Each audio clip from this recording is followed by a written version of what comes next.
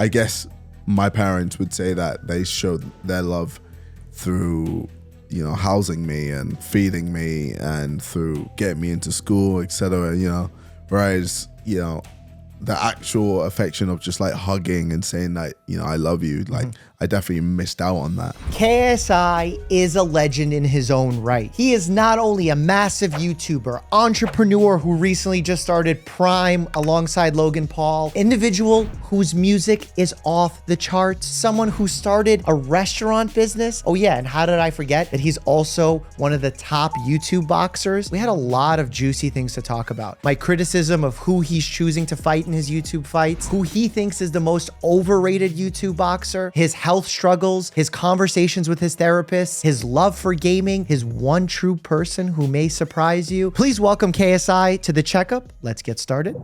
JJ. Yo. What's up, baby? How you doing, bro? You excited? Yeah, I'm probably more tired if I'm being honest. That's good. Yeah, I've just I probably said it in several press things that I've done.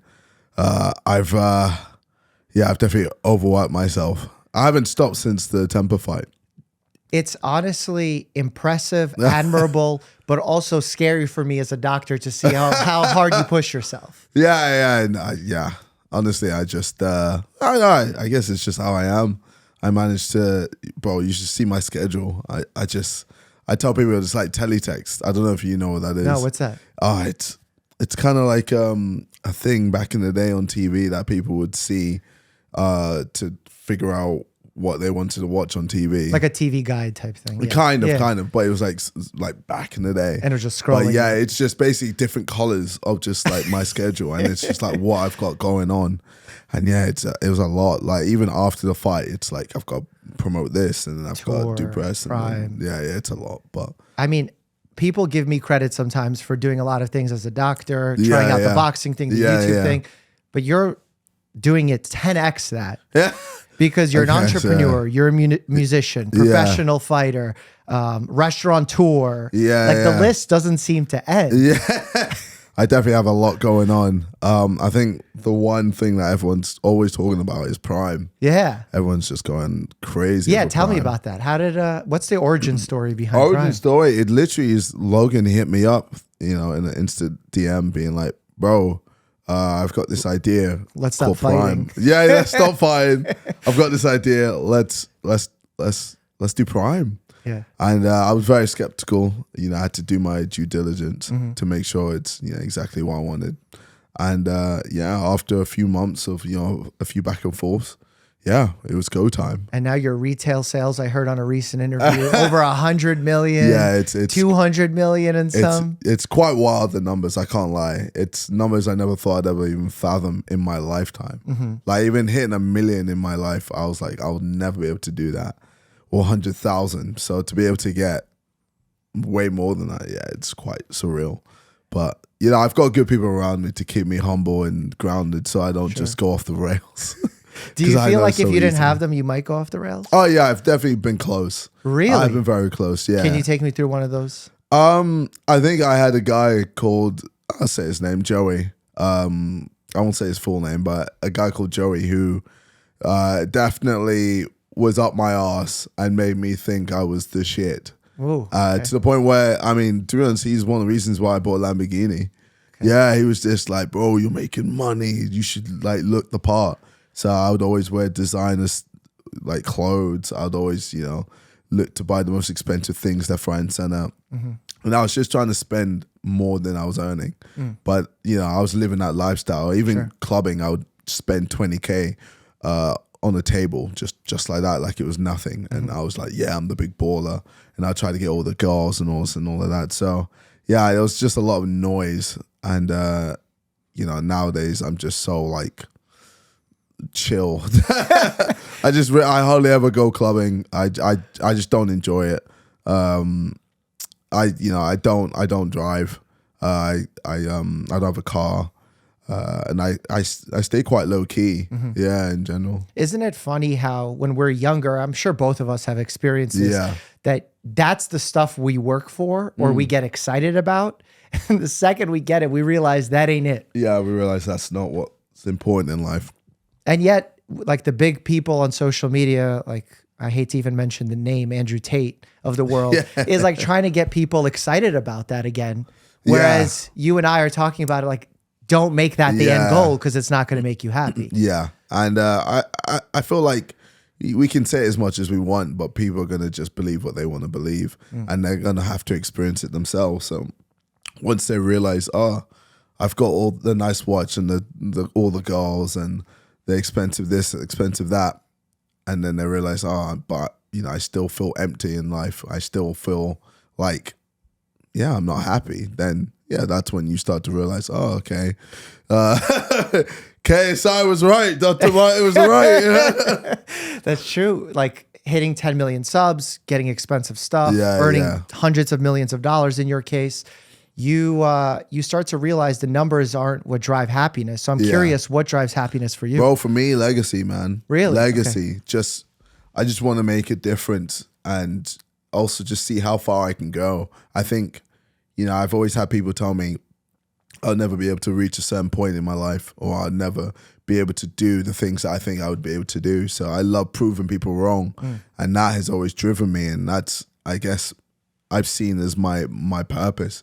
And with that, I'm able to just define what makes me me and then just keep going and just see where it takes me. So, I felt like there was a ceiling with YouTube at the time when I'd reach, 10 plus million subscribers. So I ventured really into the music. I ventured really into the boxing and all these things to try and, get that mainstream like level of success. And then I think for me, it's just always just being able to just see how huge I can be as a person that started from nothing, 0 subscribers, see how far I can get in general. And then along the way, just try and help out as many people as possible. Like I've, from early, I would do collabs, not even expecting, stuff for stuff back.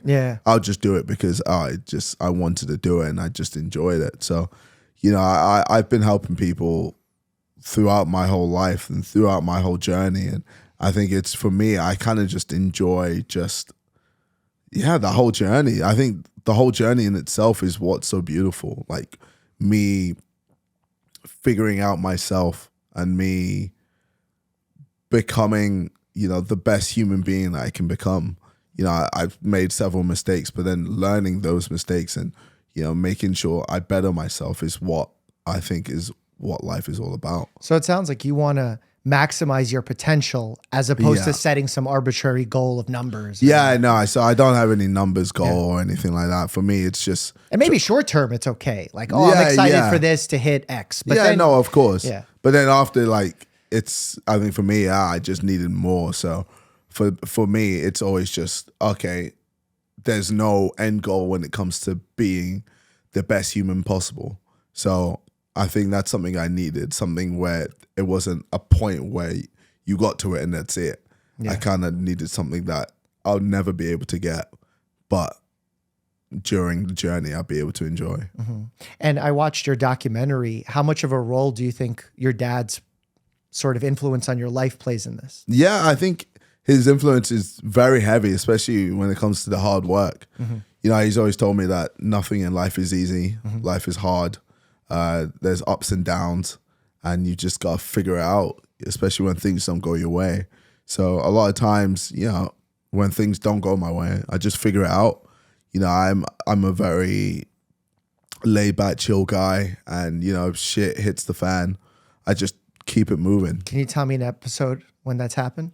That your dad's advice rang true? I think when I broke my hand, or broke my nose in sparring, and a few people were thinking, oh, maybe you should just not do the fight, blah, blah, blah, blah.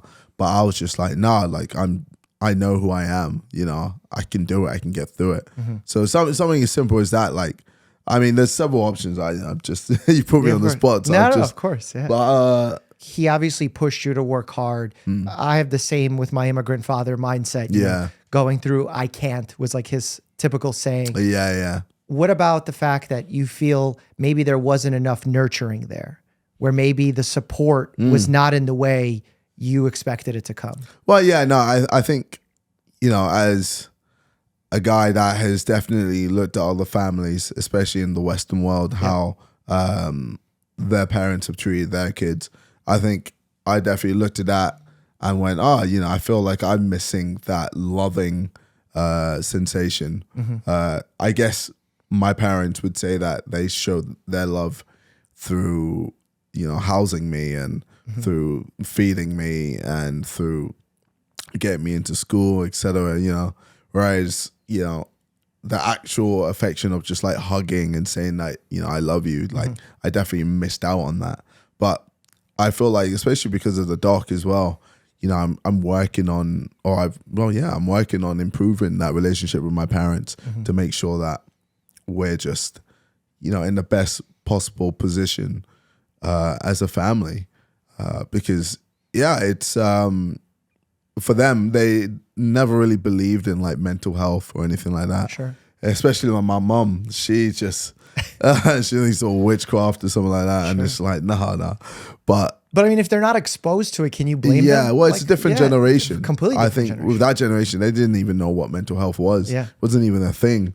Whereas for us, we've definitely... Well, because it's like get food or worry about how you feel. Like, exactly. And they how do you don't decide that? really have time to worry about how they feel. They just have to do. Yeah. So I definitely understand the situation and where they came from, and that's why I'm not too hard on them, and that's why I'm always I'm just trying to always create a conversation, and I feel like that's the least you can do. That's really powerful that you have that layer of insight to not blame them, to understand where they're coming from. Yeah. Because that kind of problem that you and I are experiencing that they never did is truly what we call a problem of progress, where because we have a higher layer of safety, more access to food, less crime on the streets than there was 40 years ago, that we now have the worry of anxiety from nothing, like that we created ourselves in our own minds. Yeah. So do you ever struggle with that? Like anxiety of failure, anxiety of things not going your way? I guess, I don't know if it's anxiety, but I definitely fear failure. But I think that's one of the reasons why I work so hard to make sure I don't fail, if that makes sense. So it's like a power position for you. Yeah. So I kind of, I'm a guy that sees it as like, okay, if I fear this, how can I overcome this fear? I don't try to run away from it. I try to tackle it head on. So I think for me that's pretty much worked for me in terms of everything that I've kind of focused on. Sure. And but no, it's an interesting point you mentioned. Yeah. I didn't really think of it like that. Because looking at you, you're incredibly mature for your age. And I feel like if you're in the world of social media at a young age, not just witnessing it as an observer, but being in it as in front of the camera, it causes you to mature faster. Yeah, 100%. Or break down faster, like one or the other. Yeah, it just speeds up, like there's a gasoline under the fire. Yeah. Did you ever feel that? Yeah, no, definitely. When I was around, 18, 19, getting onto the internet, and I was just in my own bubble, and I was just be doing random videos, just, basically my fan base were just goading me into just doing whatever. And it was fine. Like, I just thought, views. Who cares? Who cares about people's feelings, etc. I'm just gonna get views, and that's all that matters.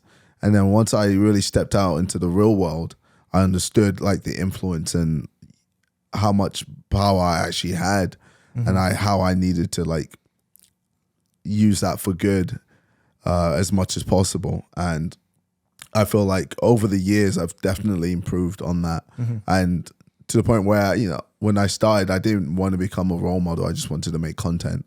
Whereas now I know I am a role model. I know a lot of people are inspired by me. So I tell people I am only human, so I'm gonna make mistakes, but I always try to be the best role model I can be, and just always improve on everything. And if I do make a mistake, I make sure I rectify that, and then I move on and never make it again. And that's going back to my previous point about being the best human possible, that's how I just constantly level up myself. And yeah, it's obviously it's a lot of pressure to do that in front of the camera, in front of the world. But I think I'm doing all right. Yeah, no, you're doing amazing. I mean, obviously that's why Yeah. we started talking about with all your successes first and foremost. The analogy that I sort of think about this in, and I'm curious if you relate to it at all. Yeah. Where, even if you're the best driver in the world, if a cop is following you long enough, you're going to break a rule. You're going to go 1 kilometer or 1 mile an hour over the speed limit. You'll drive on the line. Yeah. So if they follow you long enough, they'll catch a mistake. Yeah. And I feel like being on social media is like having the entire police force following you at all times. At all times. Yeah. Yeah, where you can't make a single mistake. Yes. I think it's starting to become a bit more relaxed, but this is just personally. Yeah. But I think there was definitely a period a few years ago, especially during COVID, where it was just very just everyone was just on you, and like cancel culture was going crazy. Like anything you did, like everyone was scared to even say anything. Yeah. Just in case they could piss someone off, and then that could ruin your whole career because of it. So yeah, I think over the years people are starting to realize that we're all human and that no one is perfect. Well, because if we continue that, everyone's going to get canceled. Yeah, yeah. Well, Like, every literally. single person in the world should be cancelled. Yeah, exactly. Yeah, so yeah, I don't believe in this idea that we should worship people because, they're just people. Yep. Simple as that. We're not robots. Exactly. And I think it was a consequence of the time. We're all sitting at home, so we're all itching for something to happen. Yeah. There's no other news happening, right? Because Yeah. everyone's at home. Yep. So the second that anything a little juicy came out, everyone's like, Everyone's just like, yes, jump. finally, Yeah. entertainment. Yes. Entertainment. So that was kind of upsetting, but I totally agree with you on that. Yeah. I'm curious now that, like you talked about the launch of Prime, obviously huge success retail sales wise. How did you decide what to put into Prime? Was this, because like as a scientist, I'm curious about the whole process. Well, I mean, for me, I was definitely really focused on hydration. I drink a lot of water. I drink a lot of drinks. Well, I mean, mainly water is my drink. So, that's good. And it's funny. When Logan came up to me, I was like, bro, I was actually going to try and make my own hydration drink. Yeah. Because we don't really have like a Gatorade in England. Oh, yeah. okay. So we don't. Yeah. So it's, I think the only thing we can really compare. So what do athletes drink in England? So I guess. Besides Prime, obviously. Yeah. I guess it's more Lucozade Sport. Okay. Yeah, I've but never like heard of that's that. it. You probably never heard of it. Yeah. And interesting. So nothing really special. There isn't really a segment for that in England. So Interesting. yeah, so And you have some of the best sports teams in the world. You would expect. well, that's why there's a gap in the market. So we were like, okay, let's go for it. But yeah. I mean, the reason I point it out is because I'm always so curious what goes into the deliberation of what are the ingredients. And to me, a lot of people like put the question into my social media because I review a lot of myths online and I debunk supplements and miracle cures. I hate all that shit. Yeah. Like I take protein sometimes. Maybe. No vitamins, no mineral, no magic shit. Like I hate people that shit. I do take a few like vitamins and stuff like that. So like vitamin C, vitamin D. And what do all you of that. hope that does for you? Well, I guess I've read it online, like even something like ashwagandha and stuff like that. Like taking this every day is just like good for you, especially in England, for example, because the sun, we don't get to see it too many times. So I feel like just to get your daily dose of vitamin D is important. So, but what would you debunk that? Yeah, well, I wouldn't debunk it because my goal is not to attack your beliefs and the reasons you're doing it. Yeah. My thought is more so, do we need it? Okay. And when we look at like real research on what is in our diets naturally, if we're eating a decently healthy diet, and I assume you are, you're a fit guy, so you would not ever come to the position where you're vitamin C depleted. Like you don't have enough vitamin C. Okay. And more is not better than enough. Okay. It's like basically asking a construction site to finish the construction faster if you deliver all of the equipment like earlier. Yeah. Okay. Because there's like limitations on how fast the body can make use of the vitamin C. And if it doesn't, it pees it out. So like fair, when yeah. you, as someone who's an average healthy person, Yeah. you're even more than an average healthy person, takes vitamin C, Yeah. no joke, you're pissing it all away. And I can Oh confidently wow. say Well, that. no, I guess I do see it because my piss is like orange, or not orange, but like yellow. Yeah. Yeah. Yeah, And so that's it's probably like, from the vitamin Bs that you take, or maybe the vitamin B that's in the. Oh, okay. But yeah, like it totally happens. Ah. And as a result, the industry is deceptive in that. Okay. And I say that at my own expense. Yeah. Why? Because man, how much money I could make if I sold Oh supplements. yeah, of course. Of Dude. course. Oh my, I could say I'm a boxer. Yeah, I'm yeah, in shape. yeah. It's all because of Dr. Like- Mike's Miracle Potion. Yeah, fair. So yeah. like the amount of money we turn down, and it's so tempting to take money for those things, but they just honestly don't work. And that's why I started the YouTube stuff to Okay. tell. And there's instances where they do, and there's instances where you need Yeah, them. yeah. And like you mentioned, maybe living in an area where you're not getting enough sunlight, and you check and your vitamin levels are low for vitamin D specifically. That could be a role. Okay. But even there, it gets tricky because what we define as low might be a little deceiving depending on which lab you go to. So there's a lot of like intricacies, and Yeah. it's super dense. Well, even something as simple as like zinc. Yeah. Even zinc, and like I literally take it all, like from vitamin D, vitamin C, zinc, ashwagandha, omega-3. Like I have a bunch of supplements I just take every single day. Yeah, and I mean- you're saying it's all pointless. No, it's hard. It's hard for me to decide that right now because I'm also not your doctor. I don't know your medical conditions. Like for Yeah. example, omega-3 has an indication if someone has high triglycerides in their blood, Okay. and they can't take a statin, and maybe omega-3s can help lower their triglycerides, which is the fat content in their blood. Okay. But like, you know, a tremendous athlete like yourself might benefit from that 1% potential improvement. Okay. But the average person on the street does not need that. And I would much rather they spend their money getting quality fruits, vegetables, joining a gym, getting access to running shoes, like, you know, things that real life people have. Oh, fair. So like it's very tricky. And that's why I never say if something is all bad or all good. And when it comes to the ingredients of Prime, when people ask me like, you're a doctor, tell us what's the deal with this? Yeah. And I'm like, well, it depends for who. Yeah. And when I think about a kid who's sitting at home playing video games, which it seems like a big portion of people who drink Prime are gamers or people who are just drinking it for fun. I guess for us, it's kind of just like we target for everyone. Sure. Yeah, anyone can drink it. Like it's just a nice tasty drink for people to have. Yeah. Because if you're replacing like a sugary soda with it, it's a good replacement in my eyes. Well, yeah, that's kind of why, like, yeah, especially like Coke is what a lot of people drink, or Pepsi, etc., Sprite. So it's kind of like for me to then just replace that with Prime, it's just so much better. Sure. That's why I feel like people who make hate videos on it are really trying to get that clickbait, like screw you guys. Yeah. Well, I think we get all types of videos from whether it's hate or whether it's love. But like, you know, with me, I'm quite an open book, so I kind of take everything in open hands. Sure. I've been on YouTube for several years, so I really kind of just enjoy Yeah. what people say. You've survived a lot already. You're like, I'm bulletproof, baby. Yeah. So it's kind of just like, it is what it is. I know what I do, and you know, it kind of works for me. So. Yeah. No. That's why I've always appreciated your approach in it, and never really could get onto the train of like starting beef in the YouTube boxing world. How do you do that as a nice guy? Like, well, because it seems like you're a nice guy. Well, I think it kind of just happens. happens, if that makes sense. I think it's also ego, competitiveness. Okay. I'm a competitive guy. Yeah. When Joella wanted to fight me, you know, and we had the little scuffle, I believed that I could beat him, and then he believed that he could beat me. So it's kind of like, obviously, there's a conflict there.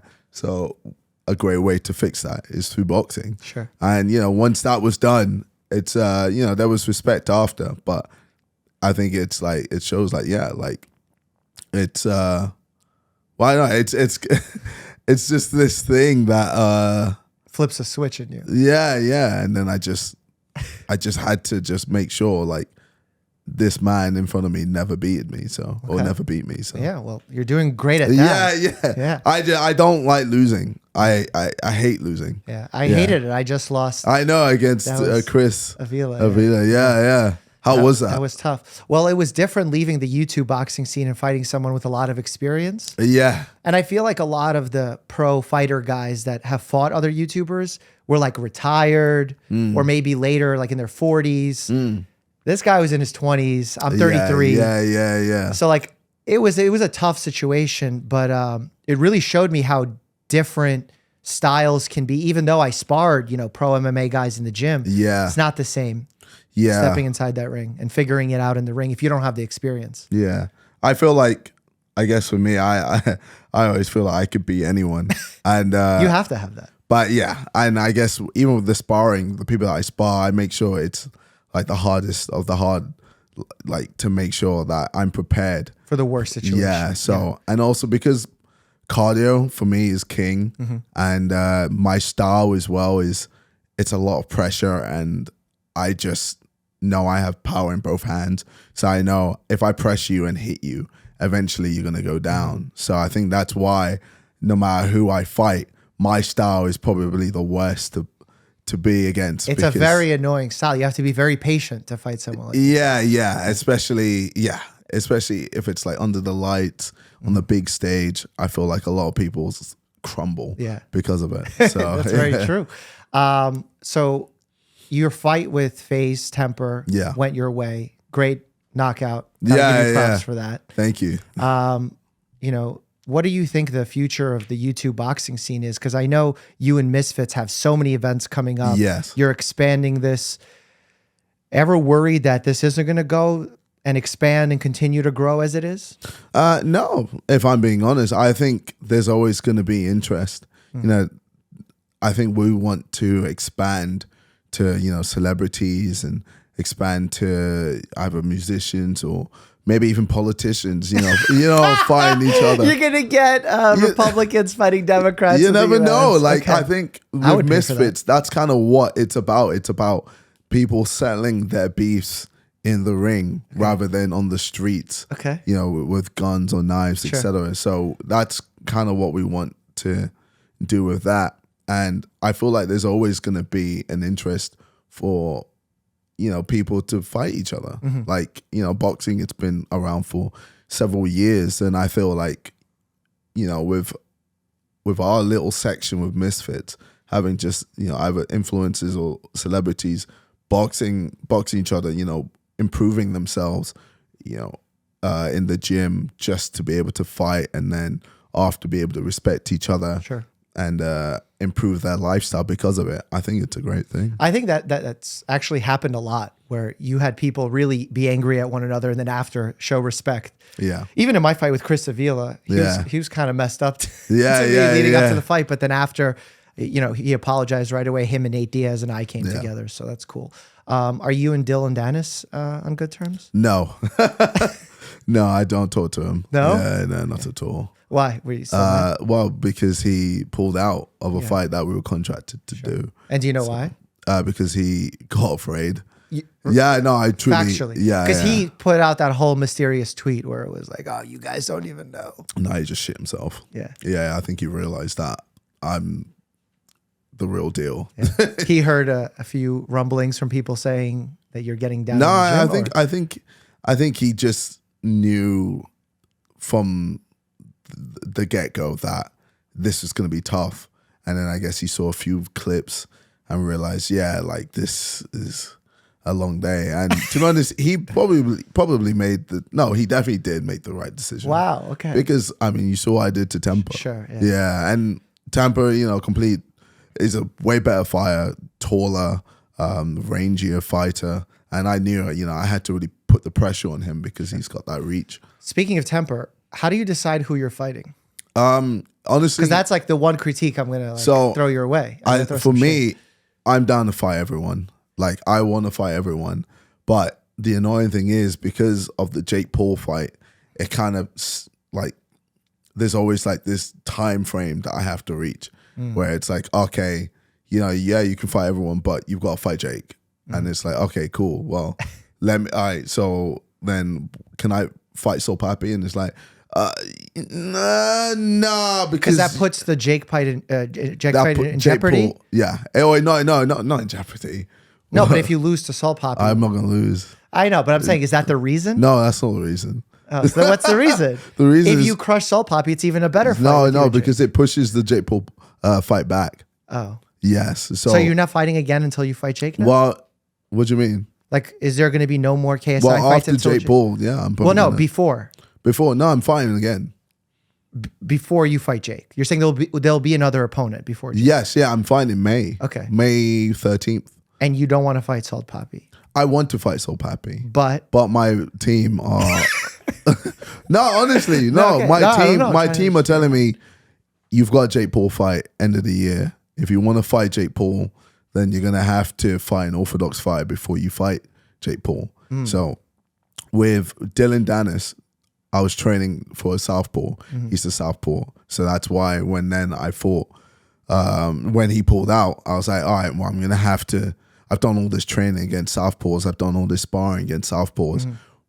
It wouldn't make sense for me to then just fight an orthodox fighter because it'll be like how I fought the 2 fights in one night against Swarms and Pineda. Yeah. So, I prepared for a certain fight and then I had to prepare for a new opponent. And Dylan didn't really give us too many weeks. He gave us 2 weeks to find an opponent. So Tampa was going to fight the mystery opponent, which was Pineda. And then, oh my God, Pineda would have died. Yeah. Well, I think Pineda versus Tempo is a pretty interesting fight. Really? Yeah. But you made them look really bad.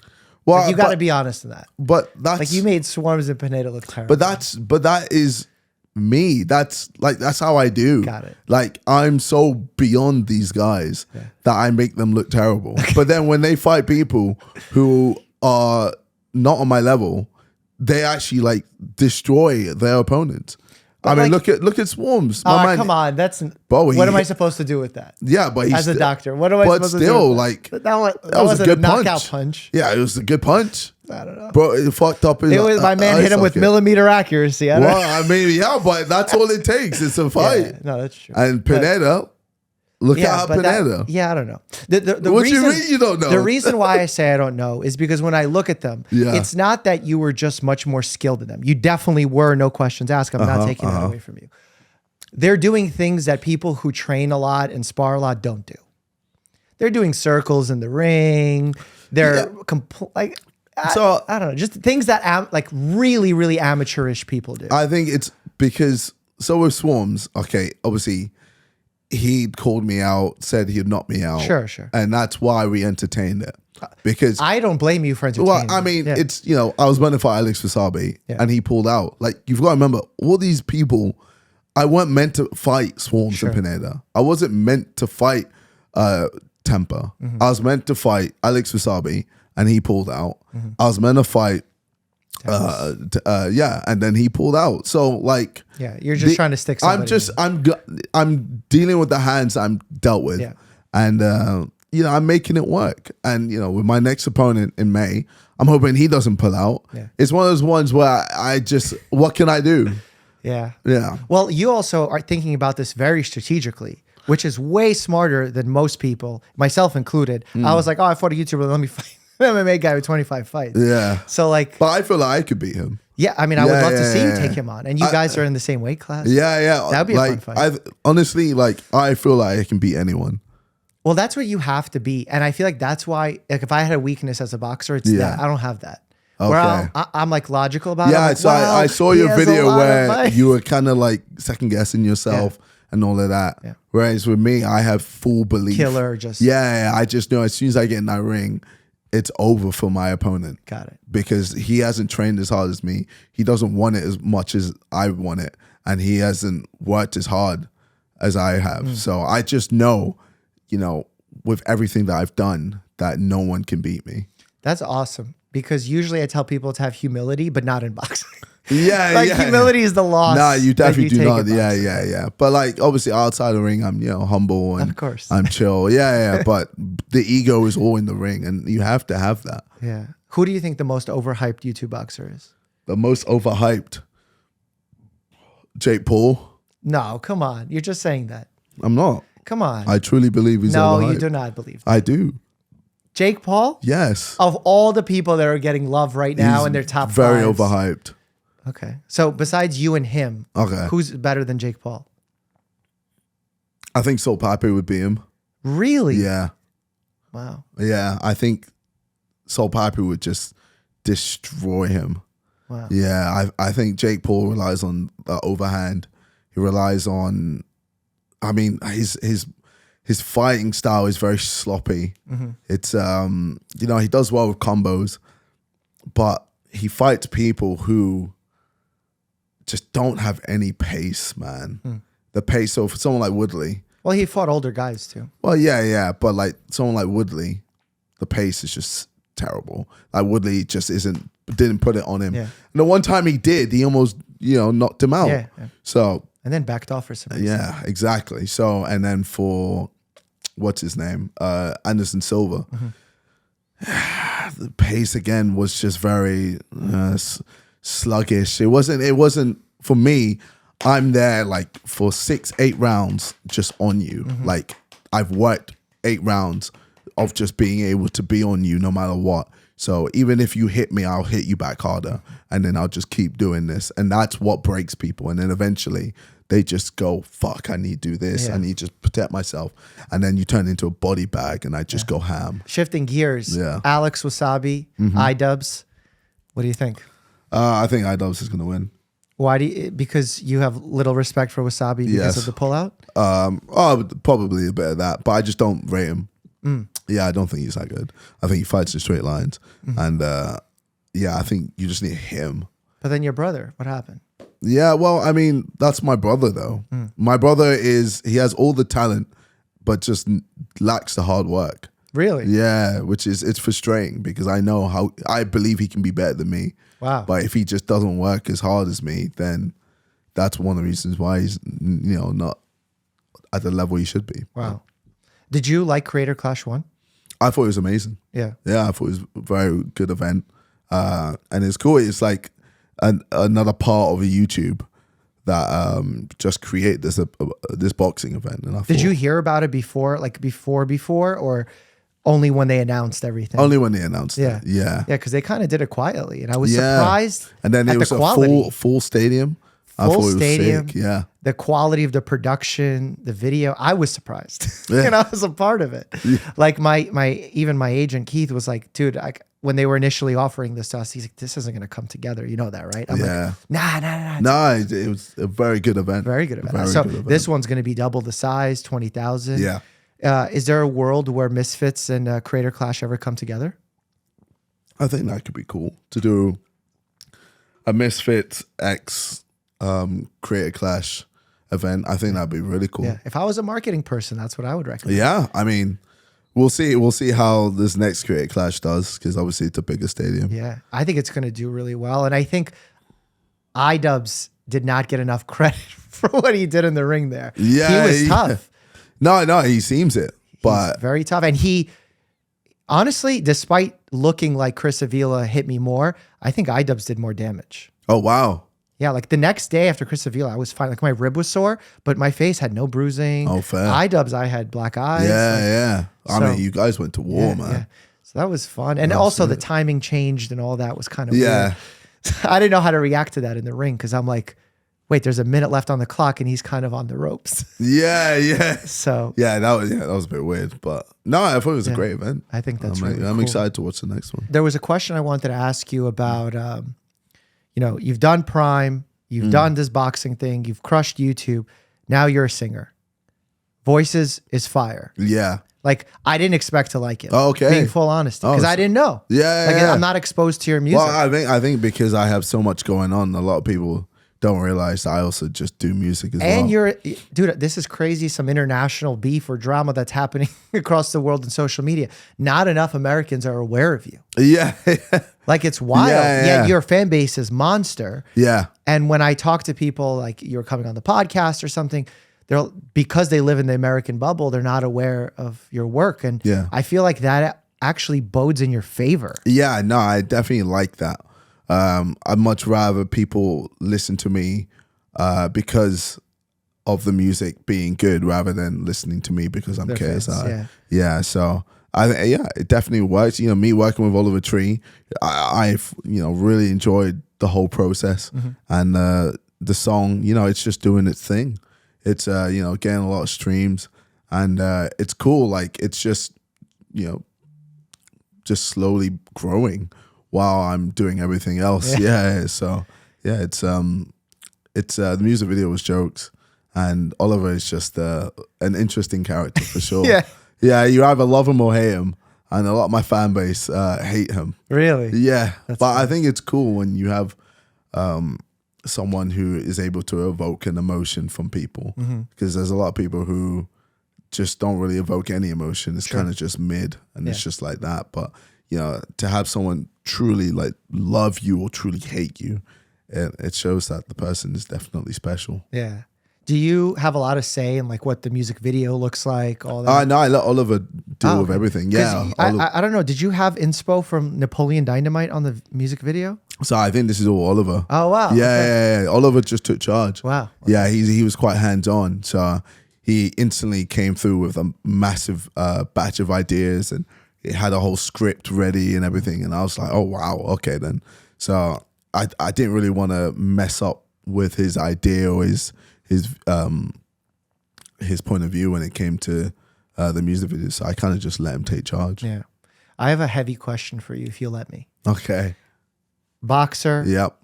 Entrepreneur, restaurateur, all those things that we said. It's your eulogy. Okay. Write it. Say it right now. What do you want to be remembered for? Oh, wow. That is a bit deep.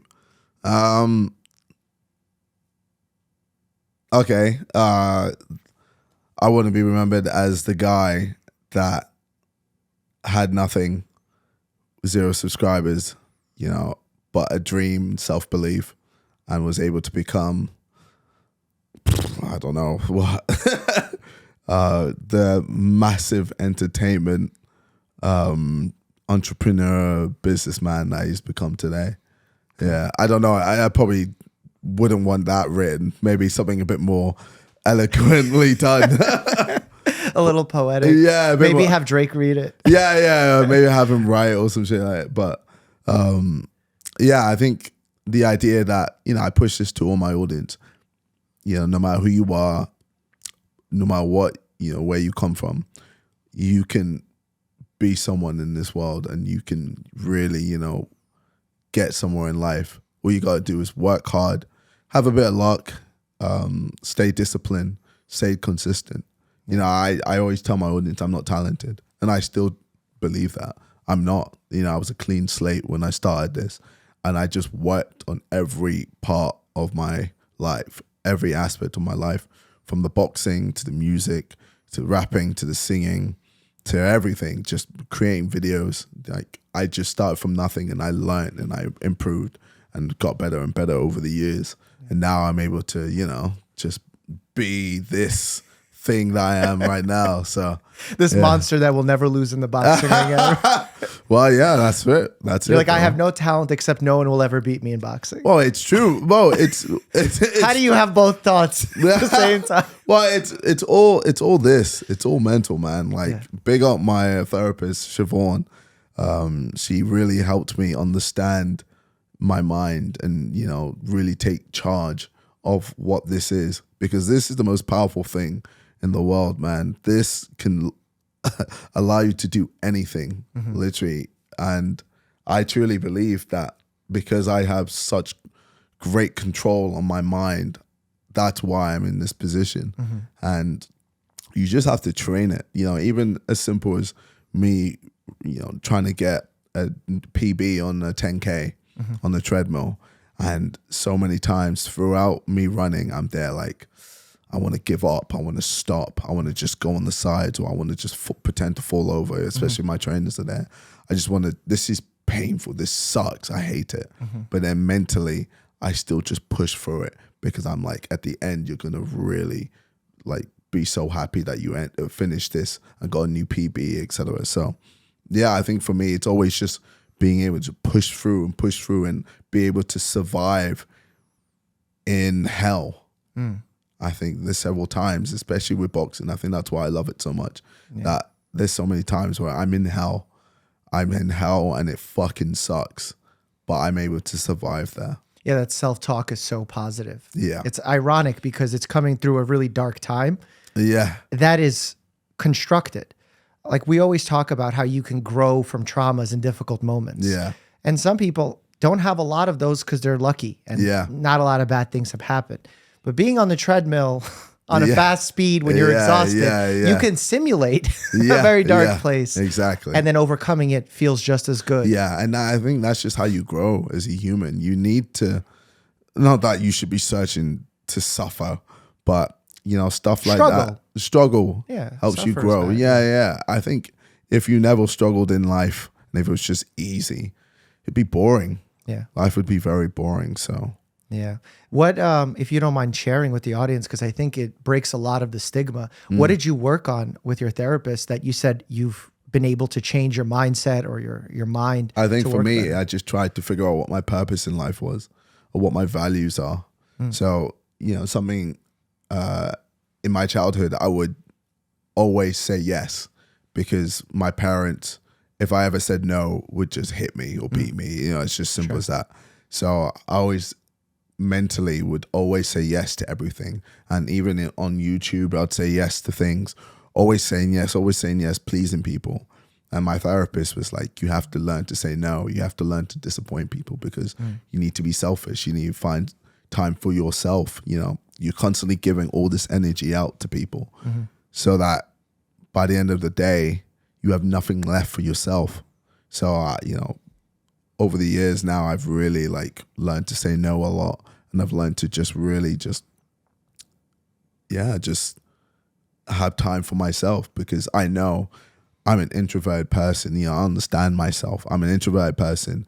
I have an energy bar in life. And I feel like once that runs out, I need to be by myself. Sure. And I make time for myself because of that. And something as simple as me just being in my house, just playing games, it's just like the best refreshing. Yeah. It's just nice. And even right now, you know, I brought my Xbox with me to America. And like after all the press that I do, I just come back to the hotel room and I just play Overwatch online. And just stuff like that just really just helps me. Who do you main? Who do you main? Who do I main? Yeah. I main whatever I need to main. Wow, to win. so you're just like a Phil. Yeah. So I play Mercy or I'll play Sombra. I'll play Diva. I'll play Reinhardt. So I literally like I realized for me to be either a grandmaster, I need to learn how to be good. What's your rank right now? I'm a diamond. I'm diamond too. I'm a diamond Moira. A Moira. Yeah. Oh god. Well, I'm a doctor, so I got to heal. Yeah, of course. Although I DPS Moira sometimes. Oh yeah. No, she can be fucking annoying, man. Yeah. Although with Overwatch 2, having one less tank in most cases, it makes her a little bit less useful as a healer. No, I think especially with the new update, she's quite powerful. Okay, I haven't played it. Yeah. But obviously, I feel like Mercy is definitely someone you always have to have on the team. Yeah, for sure. That's funny that we both game. Well, A, I relate to all of your struggles. B, I think you know, despite you being an introvert and being very limited on time, I'm appreciative that you showed up today. No. So I think you know, I've learned to also be an extrovert as well. Okay. I think that's why like I'm able to be like okay in front of the camera and not be like, oh shit. Like it's just again improving myself as a human. Yeah. Well, nonetheless, thank you for it's so good. It's so good. Well, last question before we do a little reflex round. Reflex. Yeah. Well, it's like a lightning round, but we're a medical thing. So okay. Pretty about to hit my knees and shit. No, we're checking your boxing reflexes. You ready? Who's your person? Who's my person? Yeah. Whatever that means to you. I mean, instantly it was my girlfriend. Like that's the first thing that came to my head. Yeah. But I won't say her name. No, I'm not trying to get a juicy detail out of you. I'm just trying to sort of figure out how, because we need that. We need the support system. Yeah. That's so crucial. She's my rock. Yeah. Without her, I legit wouldn't be in this position. I would be a very lost human being. Yeah. So when you're traveling and doing all this, you guys still... I talk to her like every day. Wow. Every single day.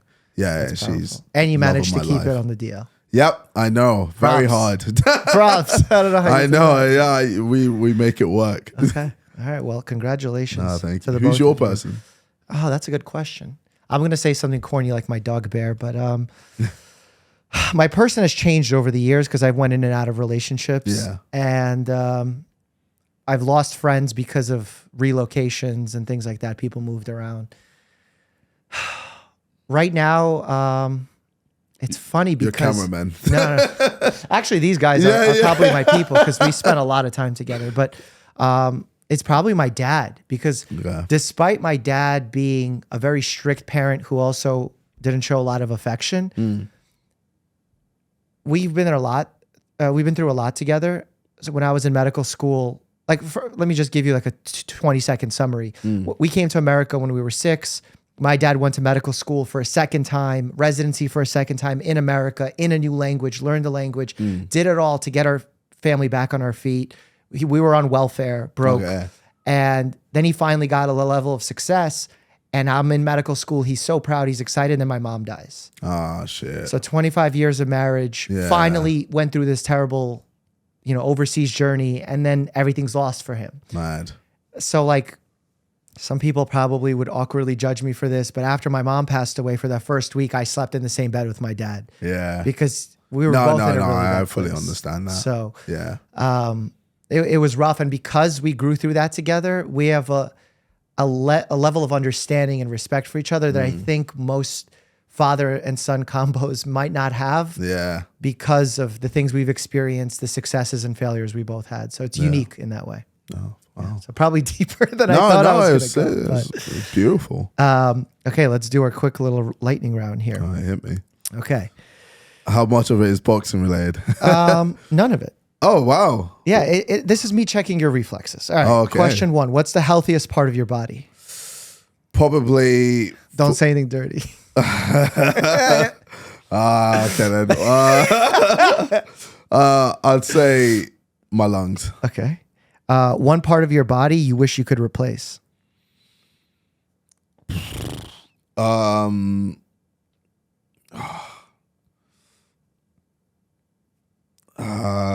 could say you're perfect. I don't know. I don't know. I wouldn't replace anything. I think I'm happy with who I am. You've reached nirvana, so props to you. Oh wow. I don't know. All right. What's one thing that raised your blood pressure this week? This week that raised my blood. I don't. Because this is the checkup. I'm giving you the checkup. What raised your blood pressure? Just probably whenever I lose a game on Overwatch. Okay. Yeah, people just I know pissing me off. Rage quit or something. Yeah. Not even rage quit. Yeah. Just won't peel for you as mercy. Well, people whenever I'm fucking support and no one protects me. Yeah. And I'm like, guys, you need me. Okay, I feel you. What's one item you'll bring with you to the afterlife? You can't bring anything to... Well, if you could. This is imaginary. It's basically what's the most important item to you, but we phrased it in a cool way. Oh, okay. Don't say your Xbox. What? Honestly, I have no idea. I've never really thought of anything like that. Because I know I can't bring anything. So I'm like, you could. I give you a pass right now. If I could, give you a doctor's note to bring something. But then I don't know what I'd want to bring. Like, that's the question. The internet. Oh, yeah, that was a good one. Yeah, okay. I think that'd be pretty interesting. So when I die, I still get to figure out what the fuck's going on. Okay, you have like a hack. All right, have you ever almost died? Probably every time I've been in the ring. Really? No. Honestly, I don't know. I don't think I've ever been close to death. I don't know. Maybe I have. Maybe I've been close to death several times and I just wouldn't realize. I don't fear death. Okay. Yeah, if I die, I die. It's just that I'll just dab my way to the to the graveyard, man. Well, I will say that the question was put there so that we could say we're glad you didn't die and that you were able to come in for the checkup. Okay, yeah. So where can people learn more about you? Check out my music. I've got a few albums. I've got a new song, Voices, Oliver Tree. Oliver Tree says it's his worst song ever. So you can be the judge.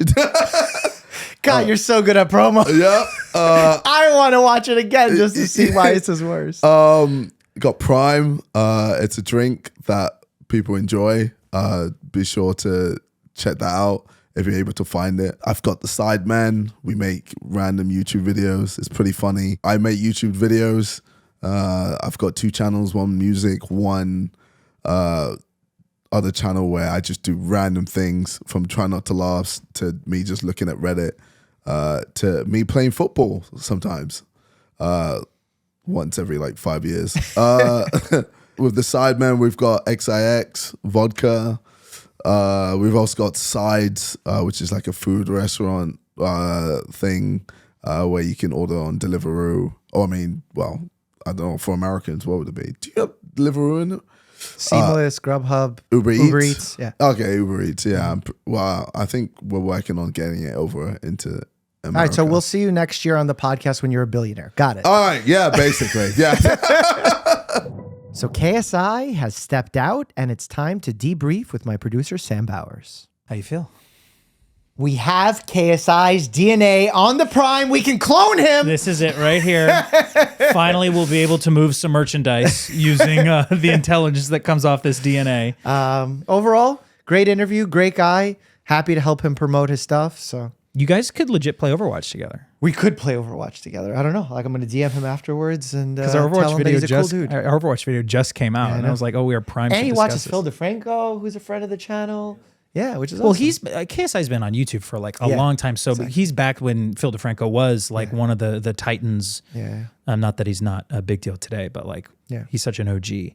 How about a medical question For me or for him? from the podcast reviews? Let's ask a medical question. Yes. So please go leave a 5-star review Yes. on Apple Podcasts. We need reviews That's how we grow and ask the pond. questions in your reviews. That's right. Leave a medical question. So I have a medical question here from you. This is from Dog Liver 2023. Okay, sounds like a legit name. I have to wonder if they meant to say Dog Lover 2023. No, because there are liver treats that dogs are obsessed with. Oh, is that true? So maybe yes. Okay, did not But know it could that. be dog liver too. Okay, so Dog Liver 2023 says, great podcast. Hey, Dr. Mike, can concussions have after effects? Like, can they cause you to get more headaches more easily than you did before? P.S. I've learned so much from your show.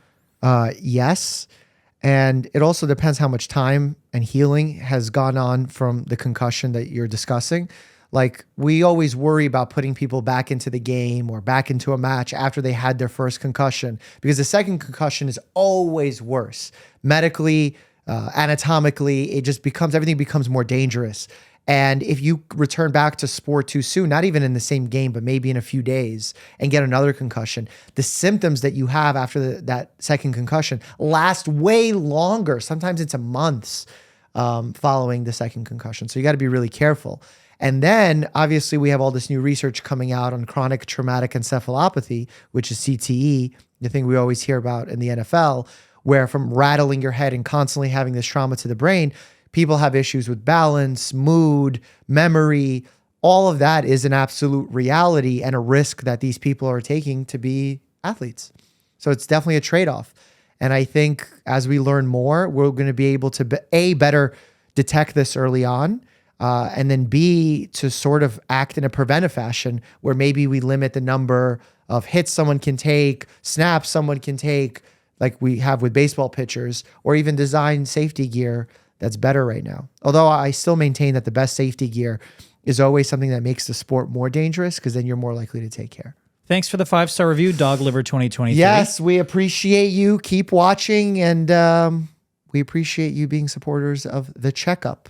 As always, stay happy and healthy.